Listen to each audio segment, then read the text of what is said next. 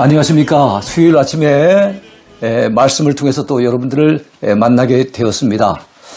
오늘도 주 안에서 복된 만남이 되어지기를 바라고 또 주께서 우리 각자에게 필요한 은혜를 충족하게 주시기를 소원합니다.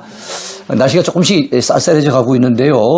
이제 가을도 깊어져 가고 머지않아서 이제 겨울도 우리 문 앞에 다다르지 않겠나 생각이 듭니다. 이런 좋은 계절이 좀 오래 갔으면 좋겠는데요. 그죠? 자, 167강 망원경으로 보는 미가. 자, 오늘 우리가 공부하게 될 소선지서는 미가서입니다. 자, 미가서는 조금 분량이 있기 때문에 오늘과 내일 이틀에 걸쳐서 공부를 하도록 그래야겠습니다. 자, 오늘의 주제는요. 평화의 왕 메시아를 예고한 미가. 이런 제목이 되겠습니다. 자, 미가가 예고했던 가장 중요한 메시지는 메시아와 관련된 건데요. 메시아가 탄생될 장소, 그 베들레헴을 갖다가 있는 그대로 잘 예고했던 선지자가 바로 이 미가 선지자입니다. 자, 미가 들어가기 보겠습니다. 자, 미가를 들어가기 위해서 이제 문을 착 열면 제일 먼저 나오는 게 명칭이죠. 왜 미가라고 할까요? 자, 본서의 명칭은 저자인 미가 선지자의 이름에서 나온 것입니다. 미가의 이름의 뜻은요, 여호와와 같은 자 누구인가, 그런 의미를 담고 있는 그런 이름이 바로 미가입니다. 미가. 자, 미가 7장 18절에 등장하는 주와 같은 신이 어디 있으리까 라고 하는 구절이 바로 미가의 이름하고는 서로 통하는 그런 구절이라고 볼 수 있겠지요. 자, 저자를 좀 더 깊이 살펴보겠습니다. 자, 미가는 어떤 인물일까요? 본서의 저자인 미가는 남유다 출신이에요. 그의 고향을 성경은 언급하고 있는데 모레셋이라고 하는 곳입니다. 모레셋. 자, 그의 고향 이 모레셋은 블레셋의 국경에 가까웠어요. 국경에 가깝다는 것은 블레셋에 의해서 때로는 침공을 당하기도 하고 어려움을 겪기도 하는 그런 힘든 지역이라고 볼 수 있겠지요. 자, 그는 남유다 왕 요담, 아하스, 히스기야 시대에 활동했습니다. 그렇다면 여러분 요담, 아하스, 히스기야가 이어서 왕이 되던 시대, 어떤 시대였겠습니까? 11대 왕, 12대 왕, 13대 왕으로 이어지는 바로 그 시대는 이사야 선지자가 활동했던 시대예요. 그래서 미가와 이사야는 같은 동시대 사람이라고 보시면 됩니다. 그래서 동시대 선지자로는 자, 금방 말씀드렸던 이사야가 있고요. 자, 이사야와 미가가 이 남유다에서 활동했다면 동시대 북쪽, 북이스라엘로 가면은 어떤 인물이 있는가 하면 사랑의 선지자 호세아가 있고요. 또 정의의 선지자 누가 있겠습니까? 아모스가 바로 동시대에 활동했던 인물입니다.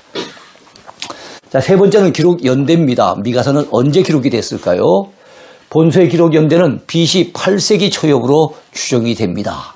그러니까 8세기 하면 이제 700년대를 얘기하는 거잖아요. 그 초엽으로 추정하고 있습니다.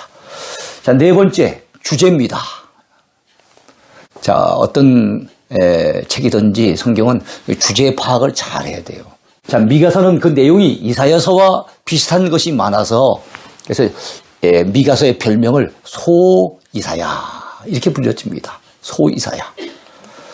자, 미가가 전한 메시지는요, 북이스라엘, 그 수도가 어디입니까? 사마리아지요. 북이스라엘에 대한 경고도 있지만 주로 경고했던 대상은 바로 남유다, 그 수도였던 예루살렘을 가장 중심적으로 경고를 합니다. 그러나 어쨌든 예루살렘과 사마리아에 대한 경고가 함께 나와 있는 것이 바로 미가서입니다.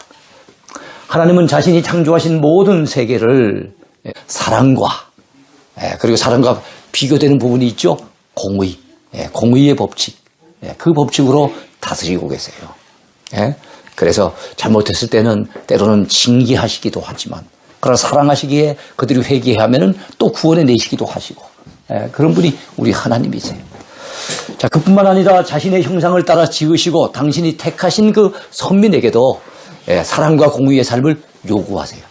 하나님께서 이 땅을 다스리실 때 사랑과 공의의 법칙으로 세상을 다스릴 뿐만 아니고 하나님이 택하시고 사랑하시는 그 선민들에게도 바로 사랑으로 살아가도록 그리고 정의를 지켜가도록 이렇게 요구하신다는 거예요.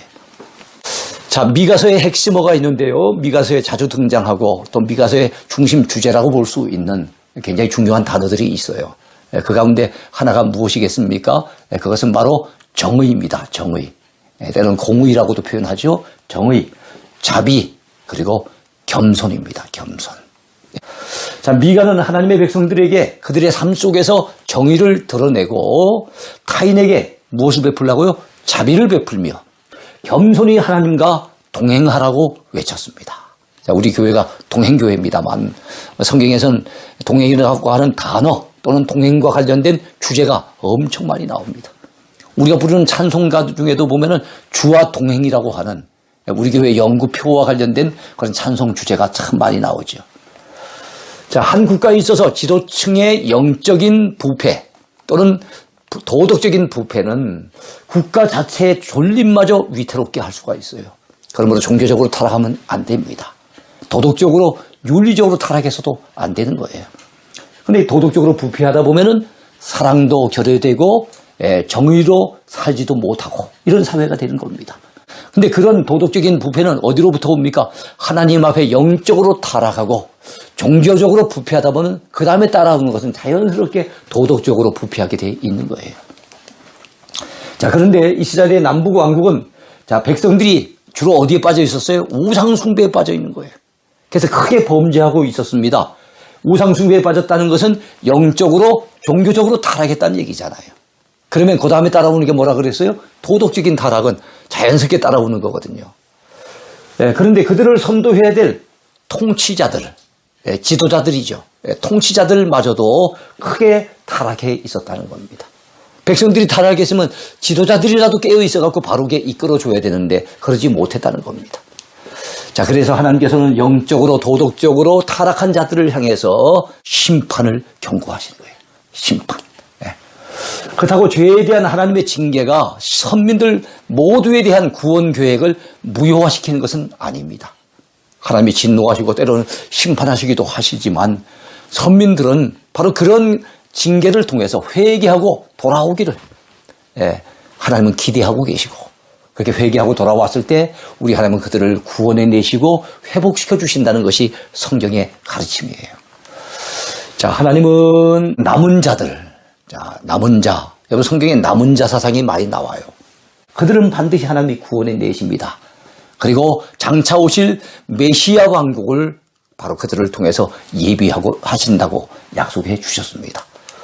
자, 그러므로 의인은 어둠 속에 주저앉아 있어서는 안 됩니다. 세상이 타락하고 그리고 우리가 살고 있는 이 삶의 환경들이 너무나도 어둡지만 도무지 희망의 빛이 보이지 않지만 그렇다고 낙심하고 주저앉아 있으면 안 됩니다. 오로지 빛 대신 구원자 하나님을 그럴수록 더욱더 바라봐야 된다는 것이 미가 선지자가 전한 메시지의 핵심이에요. 자, 네 번째 구조 분석입니다. 미가서는 어떤 구조로 이루어져 있을까요? 첫 번째입니다. 이스라엘의 죄에 대한 하나님의 책망과 진노가 1장과 2장에 등장하고 있습니다. 두 번째는요, 현재 정죄와 미래 위로. 현재에 대해서 정죄하지만 그들이 회개했을 때 또 하나님이 주시는 위로에 대해서 약속하시는 내용이 있는데요. 먼저 이스라엘의 통치자들의 타락과 거짓 평화에 대해서 3장에서 지적하고 있습니다. 그리고 앞으로 임할 평화의 왕국에 대해서 예고하는데 그것이 4장이 나오고요. 진정한 평화의 왕국은 누가 오셔야만 가능합니까? 평화의 왕, 바로 그리스도, 메시아가 오셔야만 가능한데 그 메시아가 베들레헴에서 탄생하신다고 예고하는 내용이 5장에 나옵니다. 그래서 미가서 5장에 예수님의 베들레헴 탄생에 대한 예고가 나와 있어요. 예수님은 그 예언대로 그대로 베들레헴에서 탄생하셨죠. 자, 이스라엘을 향한 하나님의 변론과 은혜가 세 번째 파트로서 미가서에 등장합니다. 자, 하나님께서 지난날 자신이 행하신 일을 변호하십니다. 6장 전반부에 나와요. 하나님께서 이스라엘의 죄에 대해 고발을 하십니다.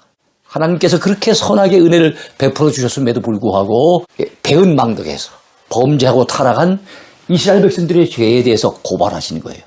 꼭 이럴 때 모습은 검사의 모습 같습니다. 6장 후반부에 나옵니다.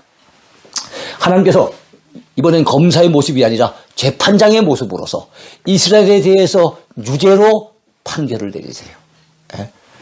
바로 그런 내용이 7장 전반부에 나와 있습니다. 그럼에도 불구하고 하나님의 긍휼과 구원과 사죄를 기대하고 바라보는 선지자의 모습.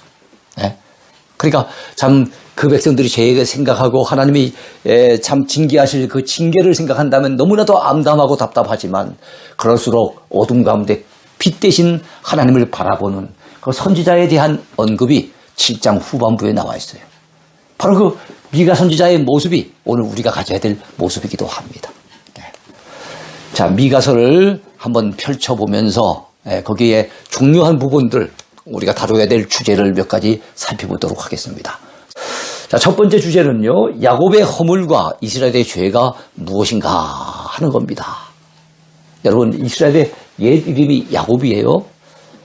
그래서 야곱은 한 개인의 이름이기도 했지만 그 개인의 이름이 창세기 32장에 보면은 이스라엘로 바뀌잖아요. 그렇지 않습니까? 그런데 그 한 개인의 이름이 나중엔 국가의 이름이 되고 민족의 이름이 되기도 하는 거예요. 미가서 1장부터 3장까지를 한번 볼까요? 자, 야곱의 바뀐 이름이 뭐였다 그랬습니까? 이스라엘이 되었다 그랬어요. 형의 발꿈치를 잡는 그런 비열한 모습의 야곱이 이제는 하나님 앞에 철저하게 하나님의 은혜를 사모하고 씨름하면서 하나님께서 그래, 네가 이겼다. 우리 아이들이 아빠한테 막 팔씨름을 갖다 할 때 보면 저들이 이길 힘이 없는데도 불구하고 막 매달려서 이기려고 달려들면 어떻습니까? 아빠가 져주잖아요. 그래, 내가 졌다. 네가 이겼다. 그러잖아요. 그렇게 매달려서 하나님의 복을 구하는 야곱에게 네가 하나님을 이겼다. 이래갖고 주어진 이름이 이스라엘이라는 이름 아닙니까? 참 복된 이름이죠. 자, 이것이 나중에는 한 나라, 한 민족의 이름이 되는 겁니다. 자, 야곱과 이스라엘은 한 개인의 이름이기도 하지만 한 민족과 국가를 상징하는 그런 이름이라 볼 수가 있을 거예요. 자, 미가가 전한 묵시의 대상은 어떤 대상입니까? 첫 번째는 사마리아입니다. 사마리아. 두 번째는요, 예루살렘. 자, 사마리아와 예루살렘 나라 이름은 아니에요. 도성, 수도의 이름인데요. 사마리아와 예루살렘은 각각 분열왕국 시대에 사마리아는 북이스라엘의 수도, 그 다음에 예루살렘은 남유다의 수도가 되었던 그런 곳입니다. 자, 그런데 구약에서 종종 이 두 도시는 북이스라엘을 상징하고 남유다 그 자체를 상징하는 그런 의미로 사용되기도 했어요. 그래서 사마리아 죄를 지적했다면 그건 사마리아 그 시민들의 죄만 언급한 게 아니에요. 북이스라엘의 죄를 지적하는 것이 되는 것이고, 예루살렘의 죄를 지적했다면 예루살렘 주민들의 죄만 언급하는 것이 아니라 남유다 백성들의 죄를 언급하는 것이 되는 거예요. 우리가 그런 부분들을 알아두셔야만 성경을 이해하는 데 도움이 많이 될 겁니다. 자, 자랑스러워야 될 선민들의 삶의 중심지, 그 두 도시 어디입니까? 예루살렘과 사마리아. 자랑스러워야 될 그 두 도시의 이름들이, 그런데 이 미가가 살던 그 시대는 자랑스러운 이름이 아니에요.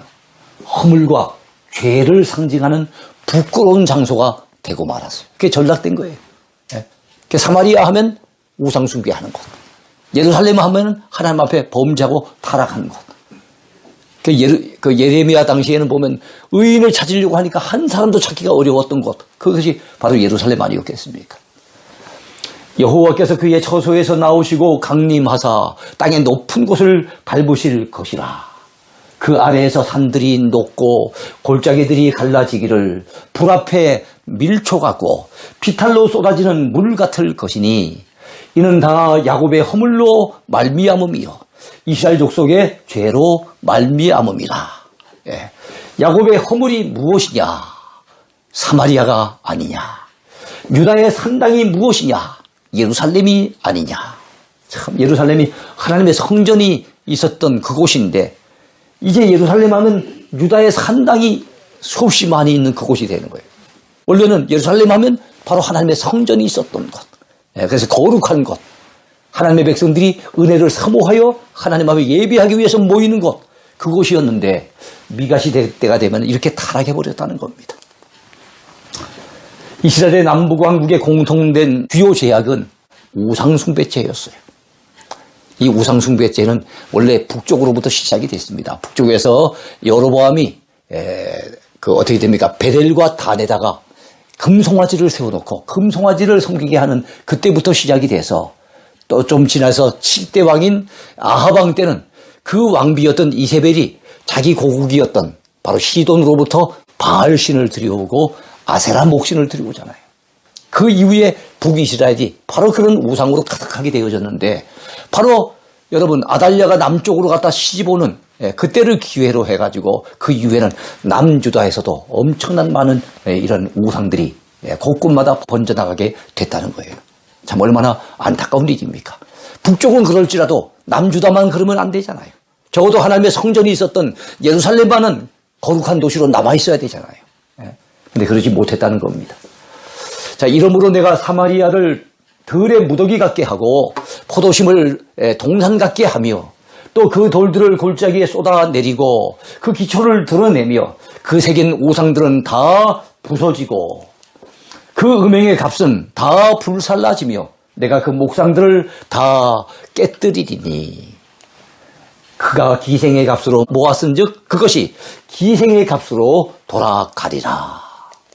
이러므로 내가 애통하며 애곡하고 벌거벗은 몸으로 행하며 들깨같이 애곡하고 타조같이 애통하리니 이는 그 상처는 고칠 수 없고 그것이 유다까지도 이르고, 자, 저쪽에 북이스라엘에 있었던 그런 잘못된 상처, 우상숭배 때문에 당하는 이런 상처들이 이제 유다까지도 이르고 내 백성의 성문, 바로 하나님의 백성들의 성문이 어디입니까? 예루살렘이잖아요.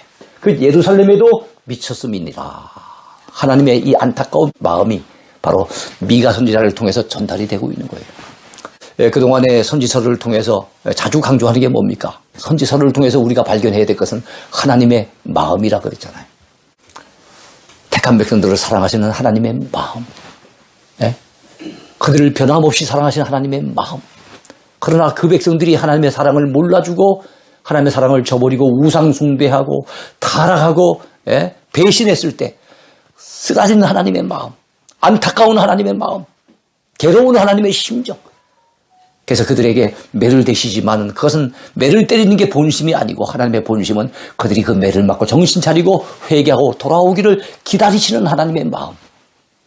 여러분 신약성경 누가복음 15장에 보면은 그 참 탕자가 돌아오기를 애타게 기다리던 그 아버지의 마음이 묘사되고 있잖아요. 그래서 탕자가 돌아왔을 때 재산 다 날리고 거지꼴이 돼서 돌아왔지만은 기쁘게 달려가서 맞이하고 입을 맞추고 목욕을 시키고 옷을 내어다 입히고 그 다음에 신발을 신겨주고 손에는 가락지를 끼워주고 그리고 난 다음에 살진 송아지를 잡아가지고 기쁘게 잔치를 벌이는 그 아버지의 마음이 하나님의 마음이라 그러잖아요.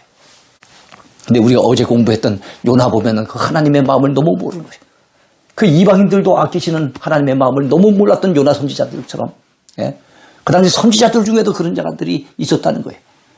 근데 바로 그 당시에 하나님의 선민이라고 하는 유다 백성들, 그리고 저 북쪽에 있는 북이스라엘 백성들, 그들은 이 하나님의 마음을 너무 모르고 하나님을 멀리 떠나서 범죄하고 타락하고 말았다는 거예요. 그래서 이제는 사마리아가 부끄러운 이름이 되고 예루살렘이 이제는 정말로 남유다의 죄악을 상징하는 그런 도성으로 탈바꿈이 됐다는 겁니다.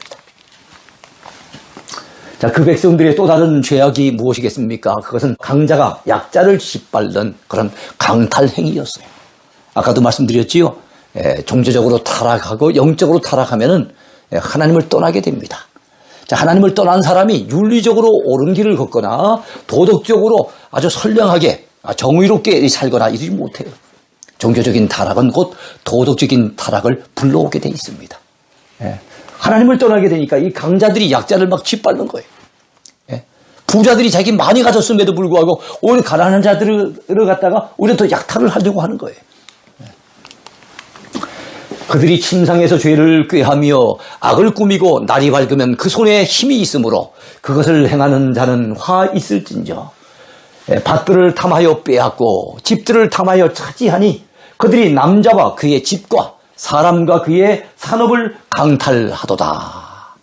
참, 이 미가가 바라봤던 그 당시의 세상. 그야말로 이 강한 자들이 약한 자들을 마구마구 짓밟고 강탈하는 이 잘못된 불의한 세상이었던 거예요. 자, 그 백성들의 통치자들이 오히려 범죄 행위에 앞장서는 것이 더욱 큰 문제였어요. 예? 자, 야곱 족속의 우두머리들과 이스라엘 족속의 통치자들, 곧 정의를 미워하고 정직한 것을 굽게 하는 자들아, 원하노니 이 말을 들을지어다. 시온을 피로, 그리고 예루살렘을 죄악으로 건축하는도다. 예? 참 거기에 많은 건축물들이 이루어지는데 뭘로 갖다가 건축하는 거 하면 피로 건축하고 죄악으로 건축하고 있는 거예요. 그들의 우두머리들은 뇌물을 위하여 재판을 한답니다. 네, 재판이 곧게 돼야 되잖아요. 재판이 굽으면 안 되잖아요. 근데 뇌물을 받고 재판을 하니 그게 옳은 재판이 되겠습니까? 그리고 그들의 제사장은 삭슬 위하여 교훈을 한답니다. 그들의 선지자는 돈을 위하여 점을 친답니다. 그러니까 그 지도자들, 제사장들, 선지자들이 하나같이, 즉 여기 우두머리들은 정치적인 지도자들이겠죠. 제사장이나 선지자는 종교적인 지도자들이겠죠. 그런데 그들이 한결같이 다 타락했더라는 거예요. 여호와를 의뢰하여 이르기를 여호와께서 우리 중에 계시지 아니하냐? 재앙이 우리에게 임하지 아니하리라 하는도다. 이렇게 온갖 죄를 지으면서 하는 얘기가 하나님이 우리 가운데 있는데 재앙은 우리에게 닥치지 않을 거야. 하나님의 말씀대로 살지도 못하면서 하나님이 원하시는 모습으로 살지 못하면서도 하나님이 우리 가운데 있기 때문에 우리 가운데는 재앙이 절대로 오지 않을 것이라고 그렇게 큰 소리치는 사람들 얼마나 잘못되었습니까? 결국 그 백성들의 죄로 인해서 하나님의 심판이 예비되게 되었습니다. 그러므로 여호와의 말씀에 내가 이 족속에게 무엇을 계획해요? 그들은 오지 않으리라고 했는데 재앙을 계획한대요. 우리가 우리 입으로 갖다 재앙은 임하지 않을 거야. 그게 중요한 게 아니에요. 재앙을 내리신 분도 하나님이시고 다시금 거두시는 분도 하나님이세요. 우리가 지금 이 전염병, 코로나라고 하는 전염병의 재앙을 지금 2년 가까이 이렇게 참 맞이해서 고통받고 있습니다만 하나님이 거두시지 않으면 우리의 노력만 가지고는 안 되는 거예요. 그래서 지금 정말로 이 시대에 우리가 이런 재앙 속에서 찾아야 될 것은 바로 하나님을 찾는 믿음, 그리고 하나님을 찾고 우리의 삶을 돌이키려고 하는 그런 몸부림, 이것이 오늘 우리에게 필요하지 않겠습니까? 그래야만 이 재앙이 온전히 사라질 터인데 그런 노력은 잘 보이지 아니하고 정말 인간적인 방법으로만 벗어나려고 하니까 생각보다 너무 이게 길어지고 있잖아요. 너희의 목이 이에서 벗어나지 못할 것이요 또한 교만하게 다니지 못할 것이라. 이는 재앙의 때임이라 하셨느니라. 하나님의 말씀인 거예요. 자, 두 번째 주제입니다. 평화의 왕 메시아의 강림과 평화의 왕국 건설에 대해 미가 선지자는 어떤 예언을 내어놓고 있습니까? 미가서 4장, 5장을 우리가 같이 살펴보는 거예요. 자, 메시아 왕국이 이 땅에 이루어지면 나타나게 될 특징이 몇 가지 있습니다. 그에 대해서 예고하고 있는데요. 메시아가 강림하는 끝날에 이르면 하나님의 여러분 성전이 세계의 중심이 된답니다. 메시아가 이 땅에 오시게 되면요, 그분이 강림해 오시면 하나님의 성전이 세계의 중심이 된대요. 거기야 여러분 예수님이 오시고 난 이후에 보면은 여러분 곳곳마다 세계 곳곳마다 교회가 세워지잖아요. 옛날에 미국 같은 데는 어떻습니까? 동네 한복판 가장 중심에 교회를 세우고 그리고 사방에 도로를 뚫고 그 도로와 도로 사이에 집들이 동네를 갖다가 형성하고 그래서 그 동네 중심은 교회 예배당이었던 거예요. 그리고 우리나라에도 동네 곳곳마다 예배당이 얼마나 많습니까? 그래서 하나님의 성전이 중심이 되어 있죠. 그런데 언제 이런 일이 있느냐? 구약시대 때는 아니었지만 바로 메시아의 시대가 오면 세상 끝날이 오면 그렇게 될 것이라고 예고하고 있습니다. 자, 끝날에 이르러는 여호와의 전의 산이 산들의 꼭대기에 굳게 서며 작은 산들 위에 뛰어나고 민족들이 그리로 몰려갈 것이라. 여러분 하나님의 성전이 세워진 이거 유대 민족만이 아니라 온갖 이방 민족들이 그리로 몰려가게 될 그날이 온다는 거예요. 자, 많은 이방 사람들이 하나님의 전을 사모하여 와서 말씀을 들을 것이라고 합니다. 곧 많은 이방 사람들이 가며 이르기를, 자, 이방 사람들이 막 성전을 향해 가면서 뭐라고 얘기하느냐? 오라, 우리가 여호와의 산에 올라가서 야곱의 하나님의 전에 이르자. 그가 그의 도를 가지고 우리에게 가르치실 것이니라. 우리가 그의 길로 행하리라 하리니. 예. 이는 율법이 시온에서부터 나올 것이요 여호와의 말씀이 예루살렘으로부터 나올 것입니다. 우리가 복음성가 가사로도 널리 불리고 있는 그런 찬송 아니겠습니까? 예. 바로 이 미가 선지자가 예고했던 거예요. 자, 그때에는 다시는 전쟁을 연습하지 않는 평화의 시대가 도래할 것이라고 말씀하고 있어요. 그가 많은 민족들 사이에 이를 심판하시며 먼 곳 강한 이방 사람을 판결하시리니 무리가 그 칼을 쳐서 뭘 만들어요? 보습을 만들고. 칼은 전쟁 무기입니다. 보습은요 농기구. 예. 보습을 만들고 상을 쳐서 이거 역시도 전쟁 무기입니다. 이번엔 뭐를 만듭니까? 풀을 베는 낫을 만들 것이며, 즉 메시아가 이 땅에 오시게 되면은 그런 평화의 시대가 도래할 것을 예고하고 있는 거예요. 예. 이 나라와 저 나라가 다시는 칼을 들고 서로 치지 아니하며 다시는 전쟁을 연습하지 아니하고. 미가서 4장에서 그렇게 예고했어요. 참 그렇습니다. 정말 우리 주님이 함께 하시는 그곳에는 전쟁의 기운이 많이 사라진 것을 봅니다. 세계 도처에 아직까지도 전쟁을 많이 치르고 있지만은 정말 복음이 제대로 들어가서 은혜 받은 곳, 그런 나라들은 전쟁이 거의 사라진 것을 우리가 보고 있지 않습니까? 우리나라에도 참 6.25 이후에 전쟁 없는 세월을 70년 이상 우리가 지내왔는데요. 앞으로도 전쟁이 없는 나라가 되기를 위해서 우리는 기도해야 될 줄로 믿습니다. 그러기 위해서는 정말로 이 복음이, 이 평화의 복음이 우리의 온 민족을 지배하게 되고, 이것이 남만이 아니라 저 북쪽까지도 이 복음이 전파되는 그날이 와야 될 줄로 믿습니다. 자, 메시아의 강림과 관련된 구체적인 예고를 미가 선지자는 했습니다. 자, 평화의 왕 메시아는 유다 족속들이 사는 작은 땅 베들레헴에서 탄생하실 것이라고 예고했어요. 메시아의 탄생지가 구체적으로 예고가 된 겁니다. 그것이 바로 미가서 5장 2절 말씀이에요. 자, 그래서 베들레헴 에브라다야. 자, 베들레헴은 새로운 이름. 원래 저 창세기 가면 옛날 이름은 뭐였느냐 하면 에브라다 또는 에브라시였어요. 예를 든다면 대구 같으면 옛날에 달구벌이잖아요. 대구 달구보라. 경주 같으면 경주 서라보라. 뭐 이런 말이나 똑같은 말이라 보시면 되겠어요. 예?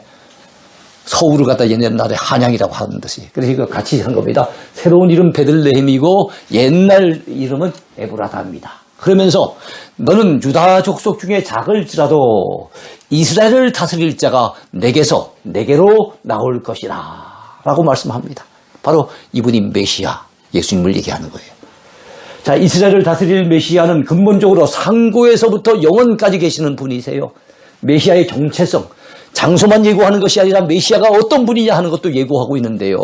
그의 근본은 즉 이 땅에 오실 베들레헴에 탄생하실 메시아는 상고부터, 상고는 달리 말하면 태초라고도 얘기할 수 있을 거예요.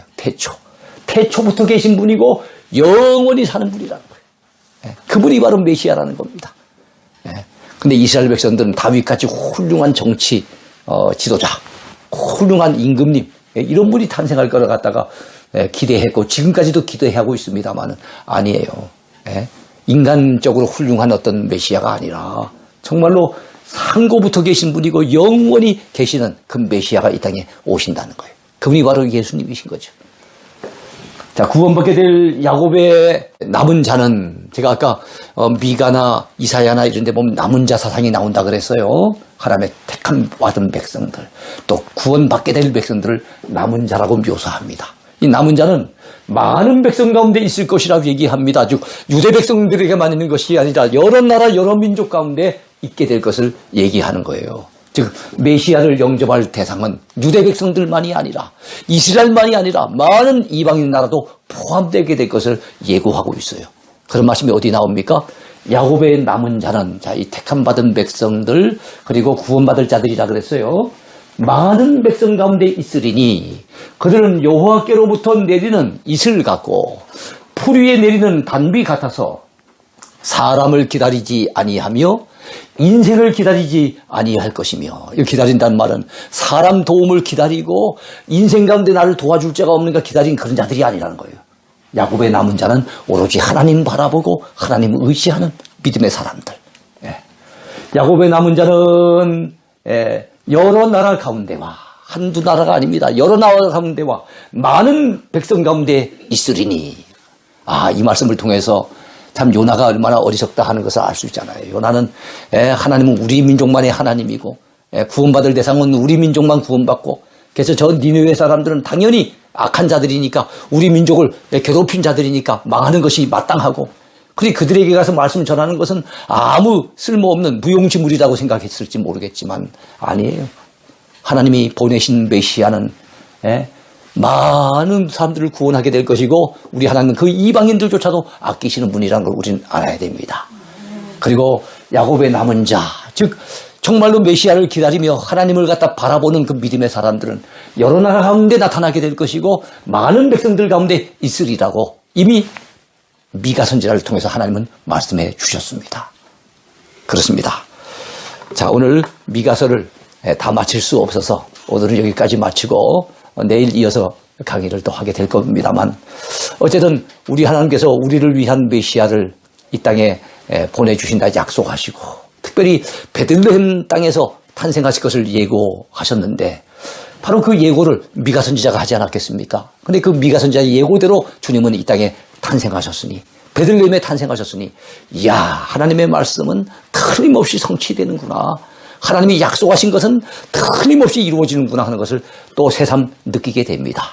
여러분, 하나님의 말씀의 권능, 그 권위를 믿으시기 바랍니다. 오늘도 하나님 말씀 의지하고 힘차게 살아가는 멋진 하루가 되기를 축복합니다. 감사합니다.